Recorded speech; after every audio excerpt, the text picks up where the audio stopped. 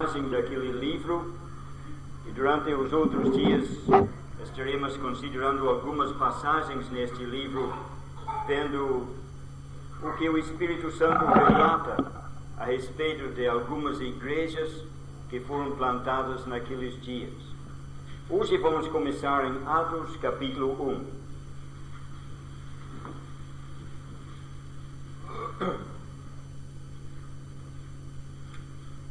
Atos dos Apóstolos, capítulo 1, começando no versículo 1.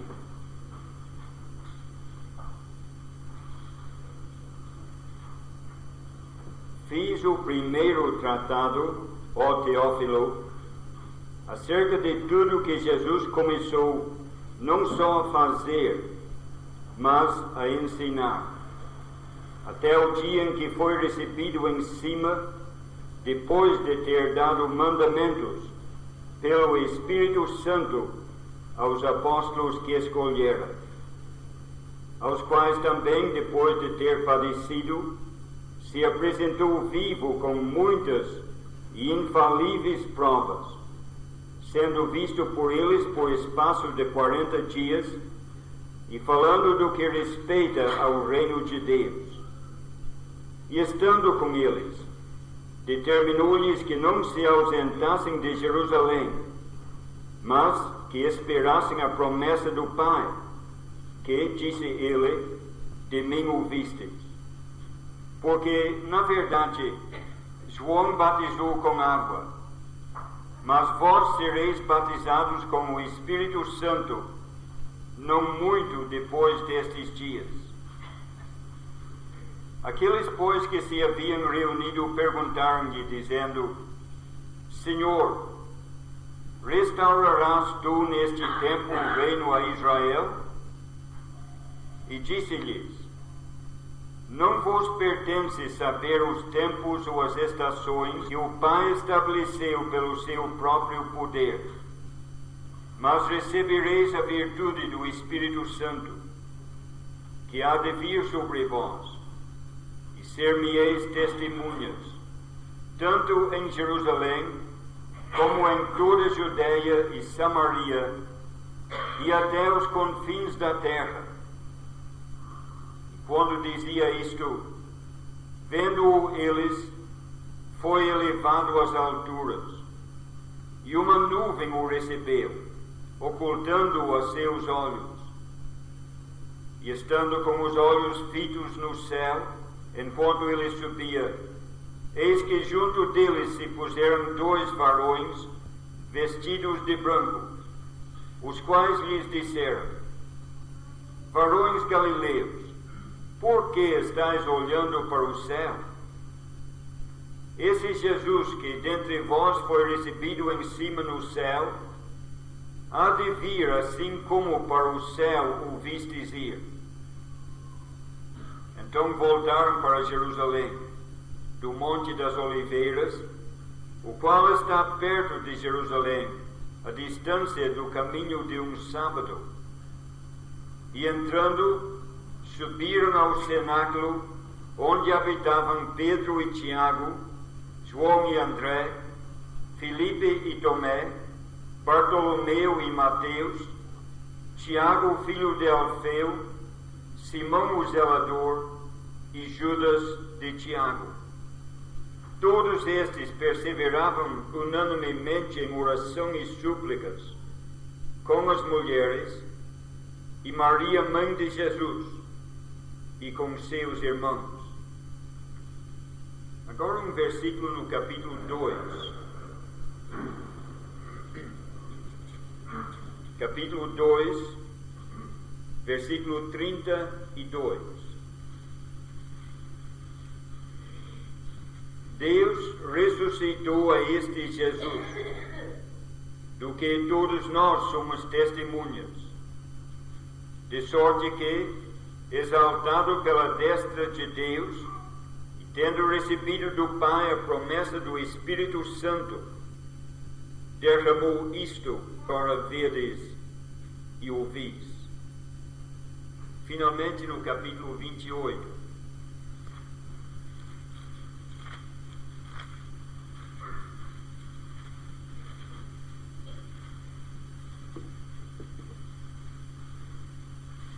28 e o versículo 30.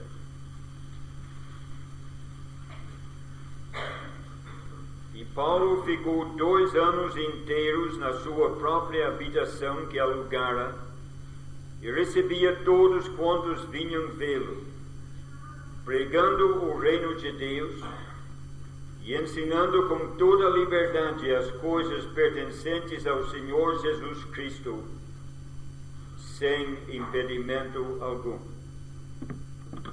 É só isto que vamos ler, e que Deus nos dê entendimento da sua palavra. Os Atos dos Apóstolos é um livro muito interessante. Além de ser um livro interessante, é para nós um livro muito importante. Eu gostaria de introduzir o livro hoje e tentar mostrar por que ele é um livro importante para cada um de nós. Em primeiro lugar, eu gostaria que você pensasse um pouco no título, no nome deste livro. Na nossa Bíblia é chamado de Atos dos Apóstolos. Devemos lembrar que no original não havia títulos para estes livros, mas o nome de Atos dos Apóstolos é um nome sugestivo. O nome já diz que o livro vai contar para nós os atos, as atividades dos apóstolos. Mas quando você começa a ler o livro, você vai perceber que alguns dos apóstolos não aparecem. Os nomes de todos eles, de fato, aparecem no capítulo 1, naquela reunião de oração da qual já lemos, mas não encontramos os atos de André, não lemos dos atos de Mateus, de Tomé, e muitos dos apóstolos não aparecem no relato deste livro. Além disto, você vai observar que encontramos os atos de alguns homens que não são apóstolos. Encontramos as atividades de Estevão.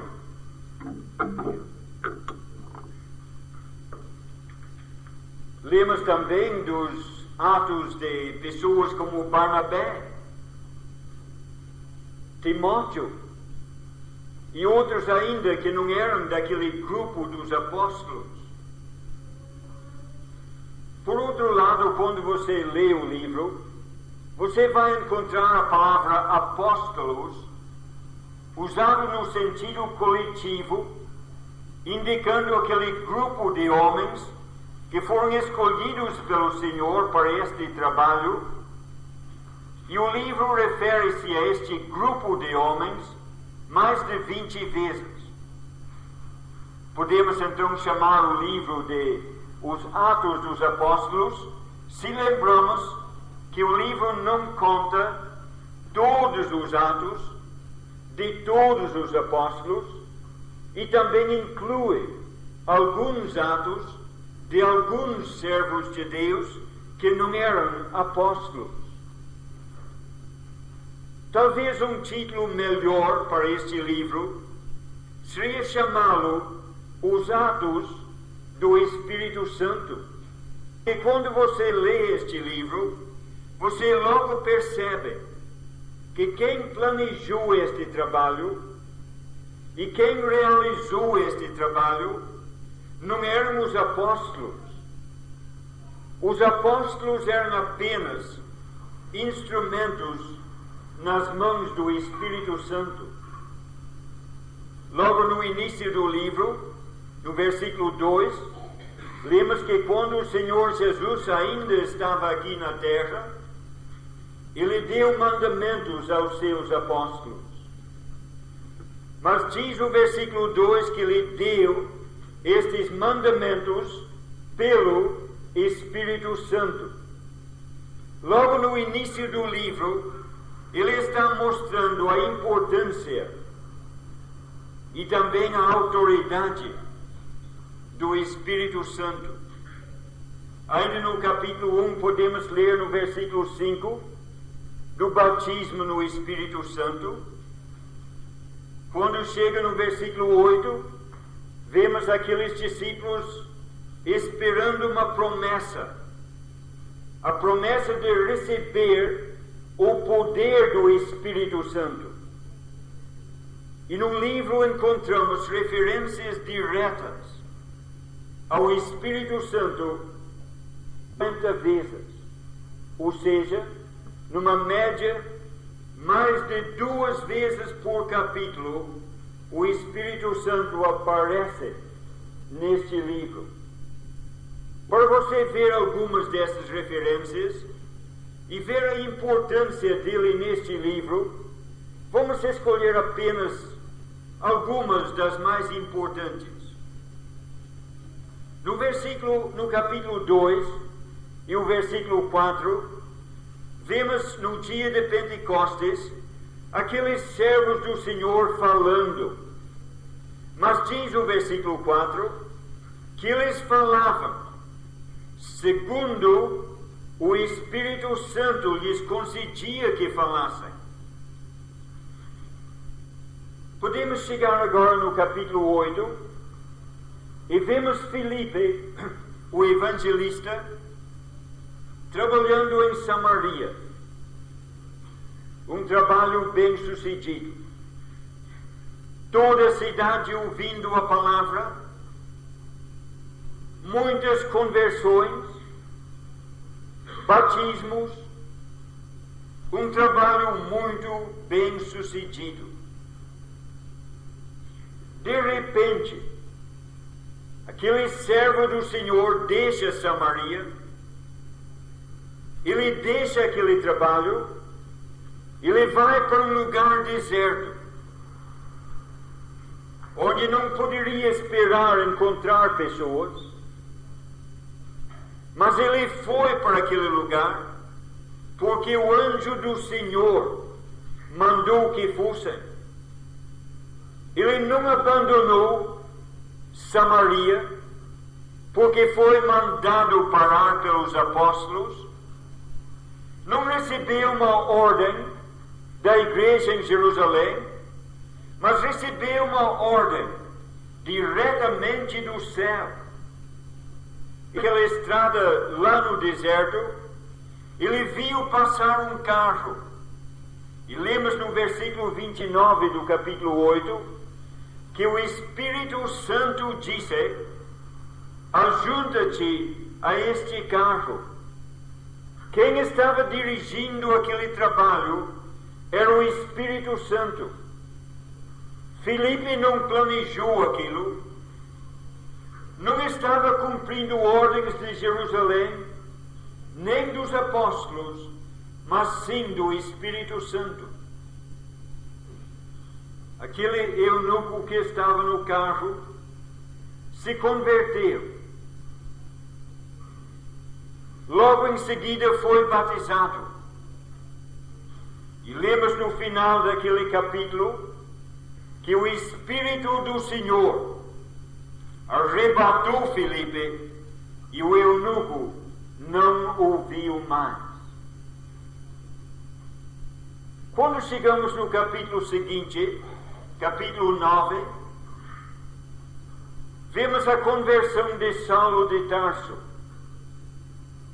Mais uma vez, por intervenção direta do Senhor. Mas aquele homem convertido chegou em Damasco, cego. O Espírito do Senhor falou com Ananias, um discípulo em Damasco, mandou que ele fosse à rua direita, na casa de Judas, procurar este Saulo de Tarso. Mais uma vez, ele foi, porque foi mandado pelo Espírito Santo. Lembra do capítulo 10? Cornélio, aquele homem justo e bom, porém pecador, foi avisado por Deus que deveria mandar chamar Pedro. E mandou seus servos à casa onde Pedro estava. E enquanto estes servos estavam a caminho, o Espírito Santo disse a Pedro: Pedro, 3 homens te procuram. Levanta-te, vai com eles, nada duvidando. Eu os enviei. E Pedro, recebendo aquele convite, não teve dúvidas. Levantou-se, dirigiu-se à casa do Cornélio, pregou o Evangelho e houve muitas conversões. Enquanto ele estava pregando, o Espírito Santo caiu sobre eles. Pedro estava naquela casa porque o Espírito Santo mandou. Houve conversões naquela casa porque o Espírito Santo operou.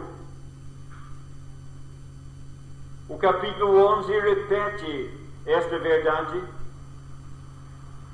mas vamos pular alguns capítulos e alguns cantos, e para não ocupar muito tempo com isto, pensemos no capítulo 16. Paulo e Silas estão passando por Listra e Derbe, servindo ao Senhor. Neste lugar, conhecem um jovem chamado Timóteo. Os irmãos daquele local falaram bem de Timóteo e o recomendaram, e ele acompanhou Paulo e Silas naquela viagem. Estes 3 servos do Senhor, dispostos a servir o Senhor, pregar a sua palavra, desejam ir para a Ásia, uma província populosa, necessitando do Evangelho. Eles se prontificam para ir, mas o Espírito Santo proíbe. Não veio proibição de Jerusalém. Foi o Espírito Santo que impediu que fossem para a Ásia. Logo em seguida, eles viram o seu olhar para Bitínia, também precisando do Evangelho. Se o Espírito não quer que preguemos na Ásia, vamos para Bitínia. Mais uma vez, o Espírito Santo diz não, e eles não vão. A obra estava sendo planejada e controlada pelo Espírito Santo. E assim podemos continuar através do livro. Poderíamos chamar este livro de Atos do Espírito Santo. Os apóstolos trabalharam sim, mas não passaram de meros instrumentos nas mãos do Espírito Santo. O Espírito Santo agiu, mas ele não agiu sozinho. Ele usou homens para fazer a sua obra. O livro poderá ser chamado Os Atos do Espírito Santo. Eu acho que podemos indicar até um nome melhor para este livro. Não apenas os Atos do Espírito Santo, mas se você lê com atenção, você verá que quem planejou realmente aquela obra, quem fez aquela obra, foi o Senhor Jesus Cristo, Podemos ver isso desde o começo do livro. Já mencionamos o capítulo 1, versículo 2. Ele deu mandamentos aos seus apóstolos pelo Espírito Santo. Mas quem deu os mandamentos foi o Senhor. Ele dirigiu a obra. O Espírito Santo era o seu agente e os apóstolos eram os instrumentos. O Senhor deu mandamentos pelo Espírito Santo aos apóstolos.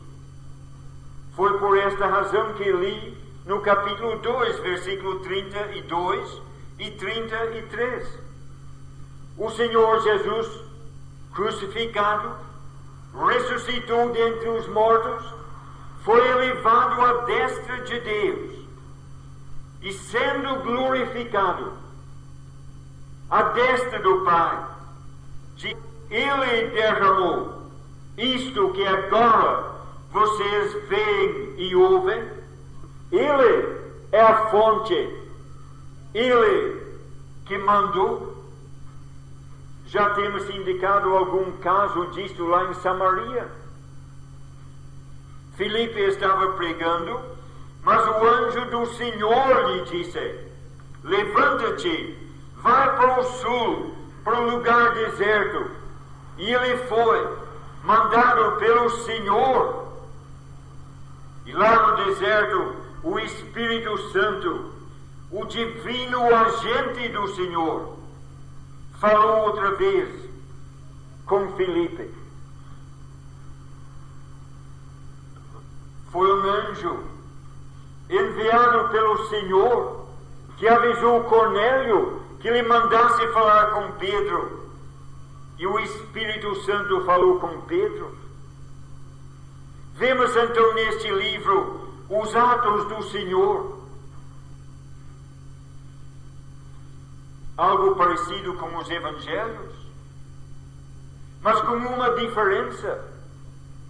Nos evangelhos vemos os atos do Senhor na terra, mas nos atos dos apóstolos vemos os atos do Senhor glorificado, exaltado no céu, através do Espírito Santo, fazendo a sua obra. Quando penso neste livro, então, eu gosto de pensar que estou lendo os atos do Senhor glorificado. Ou se quiser um título mais comprido, podemos dizer que é o livro dos atos do Senhor glorificado pelo Espírito Santo através dos seus servos. Este livro, para nós, é um livro muito importante. É como se fosse um elo, unindo as duas partes do Novo Testamento. É o quinto livro do Novo Testamento. Antes dele temos 4 evangelhos. Depois dele temos muitas cartas. E este livro do Senhor glorificado une as duas partes. É a continuação dos evangelhos. E em especial, a continuação do evangelho segundo Lucas. Lucas escreveu aquele evangelho, inspirado pelo Espírito Santo, e Lucas escreveu os Atos dos Apóstolos. Você observou como ele começa? Fiz o primeiro tratado, ó Teófilo. O primeiro tratado era o Evangelho que leva o nome de Lucas. E agora ele continua a história.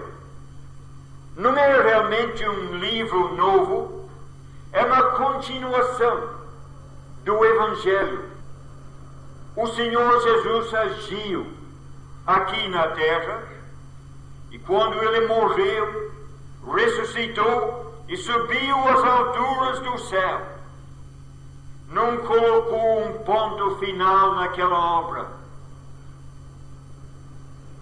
Apenas uma vírgula. E agora nos Atos a história continua.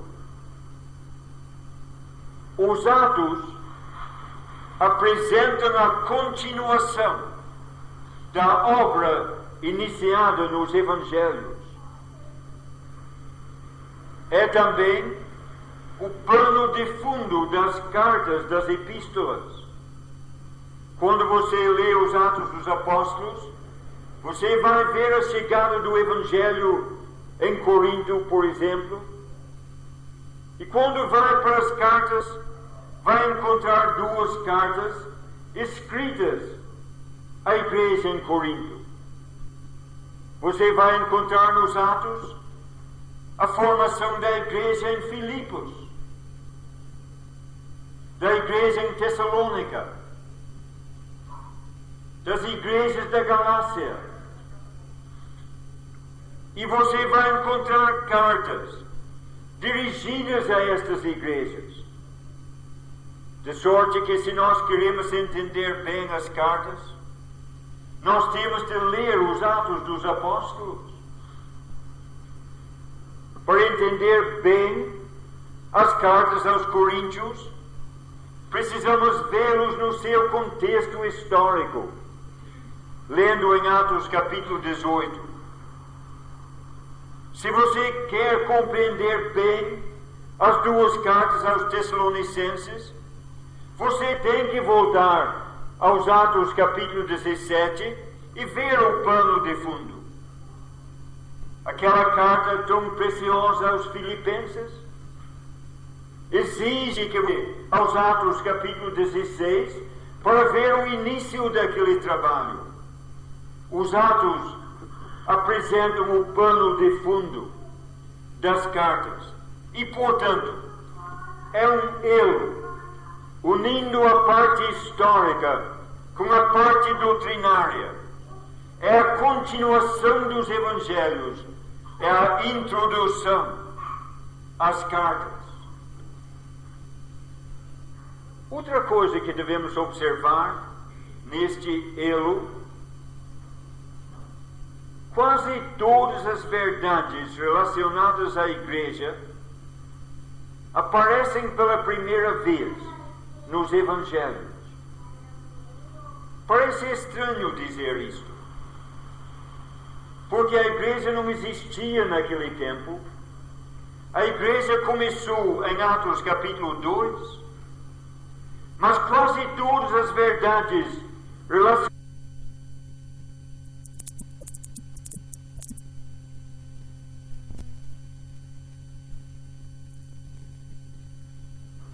é lá em Mateus capítulo 26 que vemos a instituição da ceia. Novamente em Marcos e Lucas, a ceia do Senhor. E o arrebatamento, a esperança da igreja, pela primeira vez aparece em João capítulo 14. É lá nos Evangelhos que encontramos a menção destas coisas. Nas cartas, encontramos a explicação.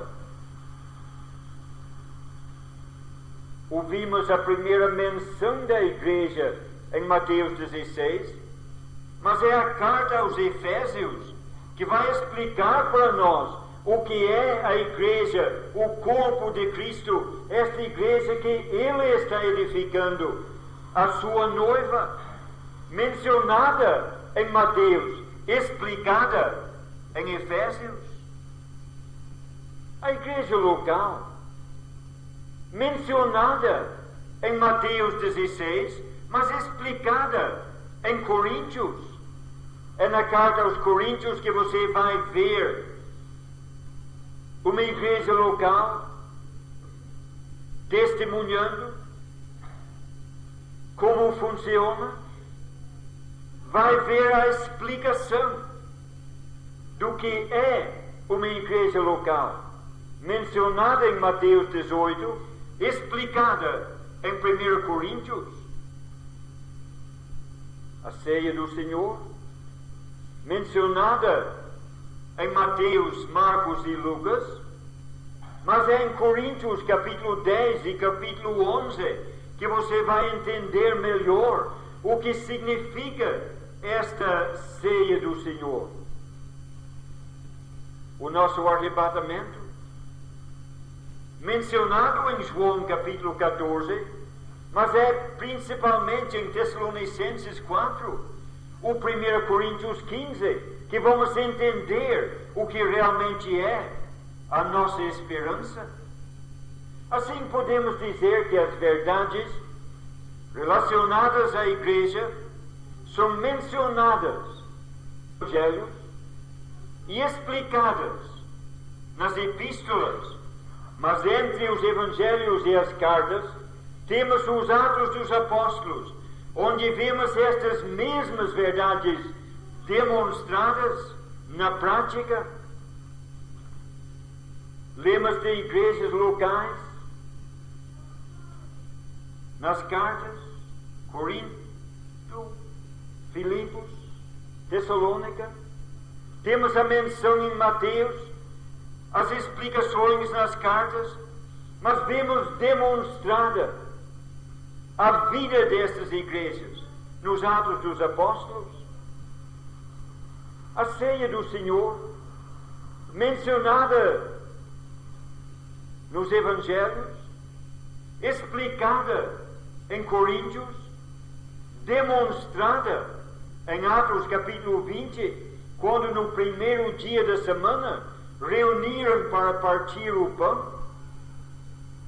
O batismo, mencionada nos Evangelhos, explicada em Romanos capítulo 6 e outros lugares, mas demonstrado nos Atos dos Apóstolos, quando Filipe batizou o eunuco e outros casos semelhantes. Vemos a menção nos Evangelhos, a ilustração ou demonstração nos Atos e a explicação nas cartas. Este livro dos Atos, portanto, é como se fosse um elo unindo as duas partes do Novo Testamento.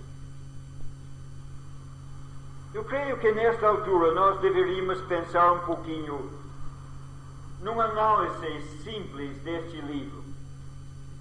Sem entrarmos em detalhes, eu gosto de dividir o livro em duas partes.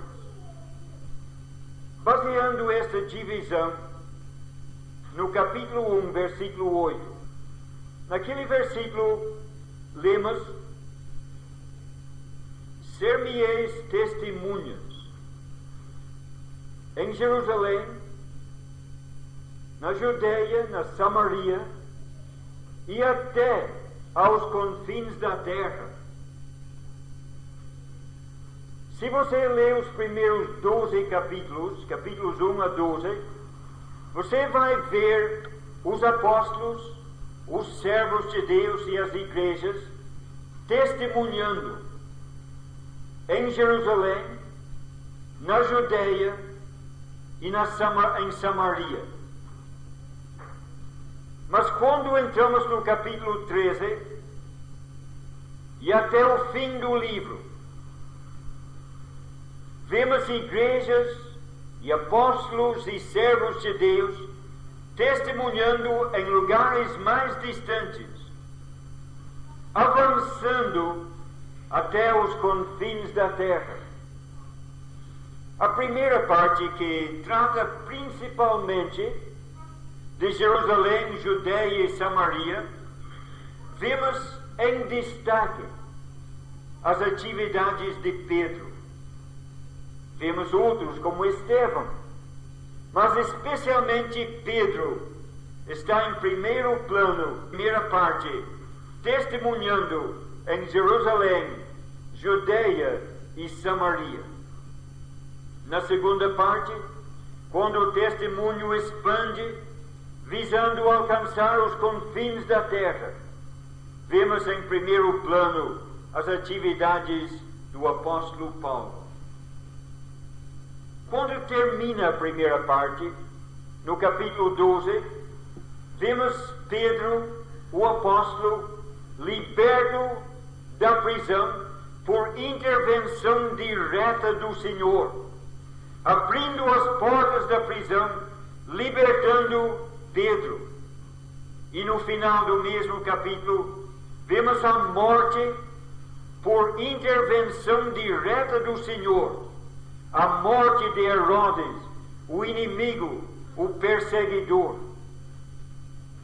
Naquela primeira parte, vemos o Senhor, pelo seu poder divino, intervindo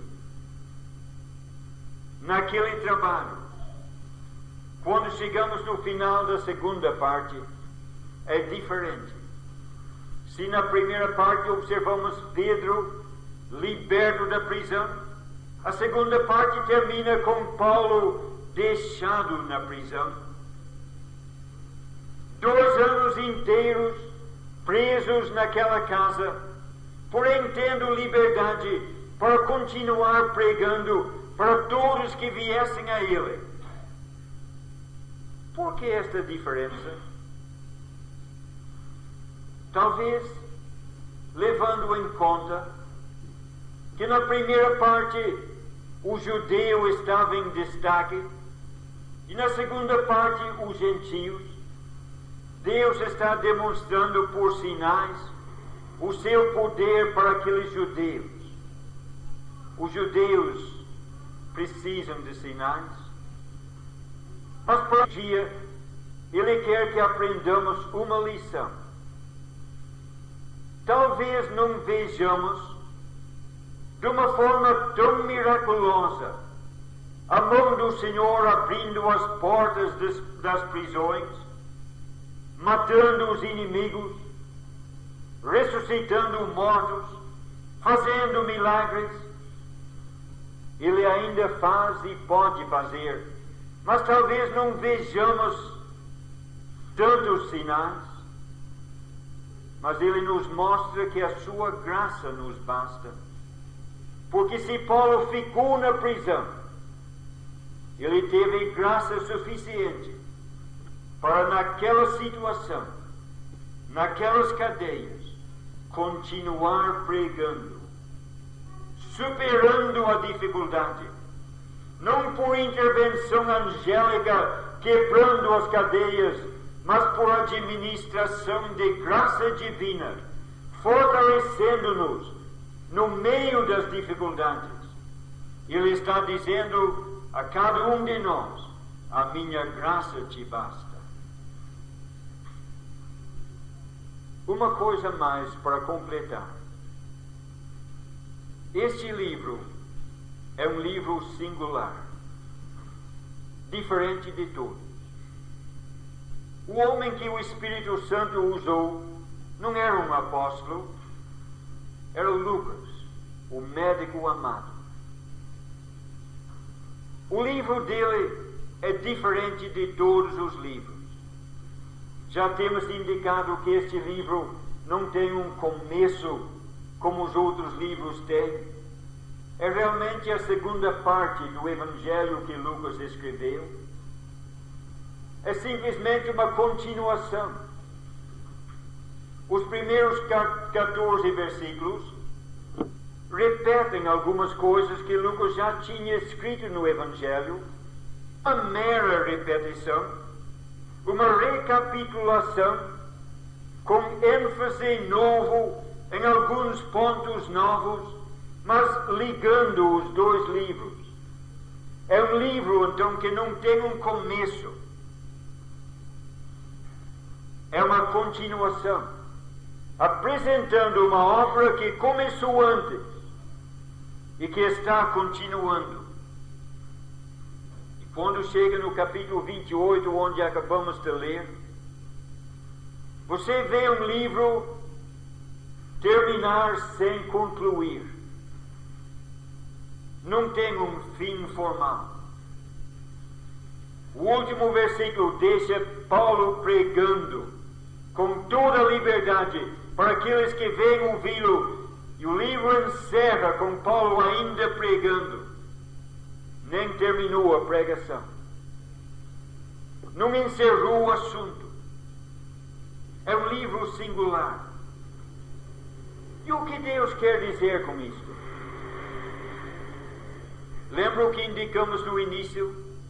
Que temos aqui a obra, os atos do Senhor glorificado pelo Espírito Santo através dos seus servos.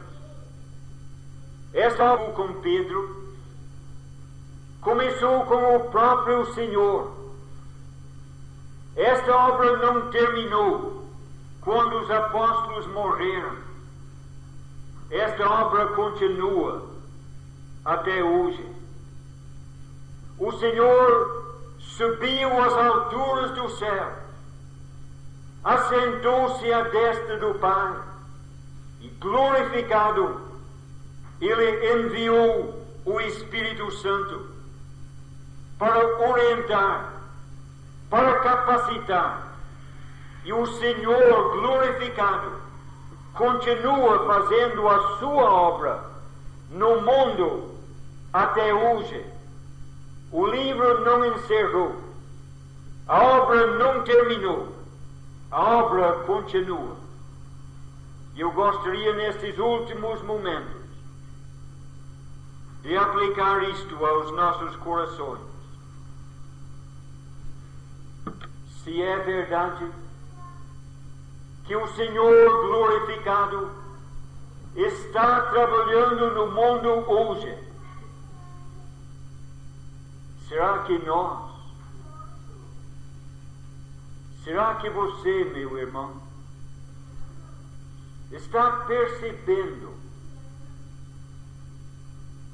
o que o Senhor está fazendo?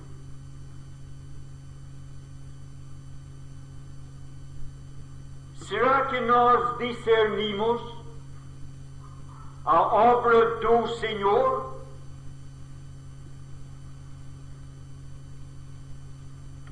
Na nossa vida individual, na sua vida, você percebeu hoje o que o Senhor está fazendo? Já discerniu o propósito que Ele tem para a sua vida?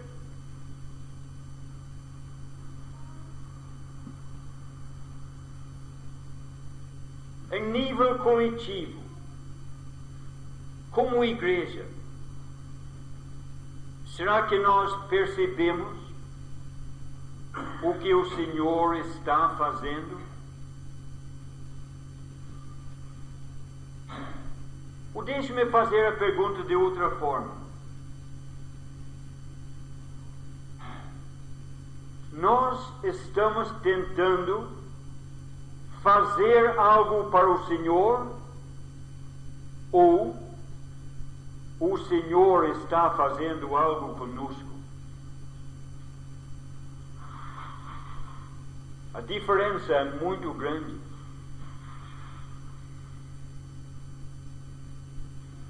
Espero que dê para perceber a diferença.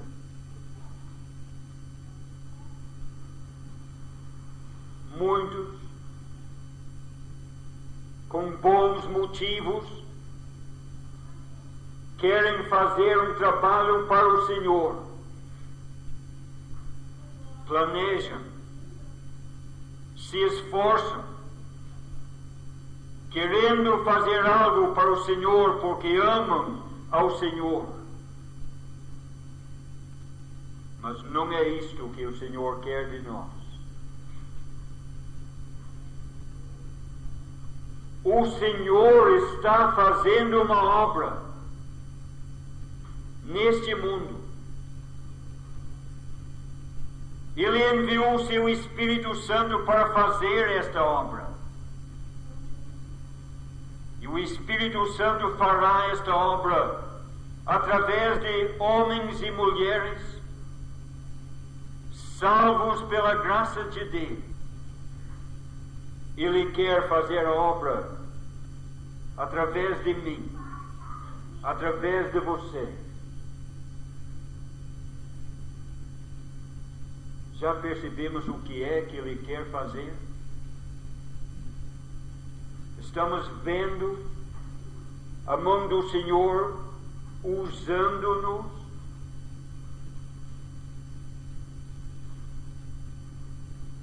Ou estamos tentando fazer algo para Ele?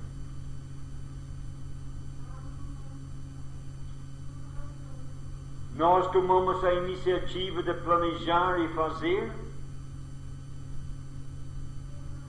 Ou é o Senhor que planejou? E somos cônscios disto? Ele está me guiando? Ele está me usando?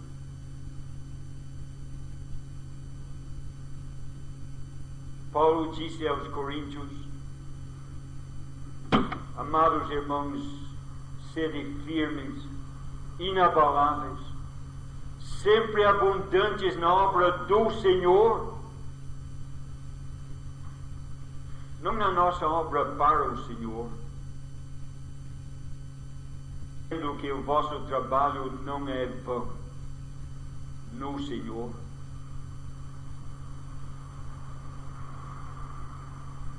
Vamos encerrar por aqui.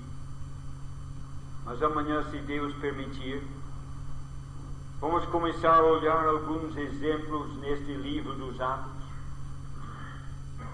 para tentar ver a obra que o Senhor estava fazendo, como Ele usou aqueles homens e mulheres para fazer aquela obra. Aqueles versículos que citamos no início do Espírito Santo dirigindo a obra, mostra como Ele fez. E eu espero que, ao contemplarmos estes exemplos, nós possamos compreender que até hoje o Senhor tem um trabalho, está fazendo um trabalho, e quer que nós sejamos seus instrumentos, que cada um tenha discernimento espiritual para observar e discernir o plano do Senhor, a mão do Senhor, para que recebamos a bênção do Senhor. Que assim seja. Amém.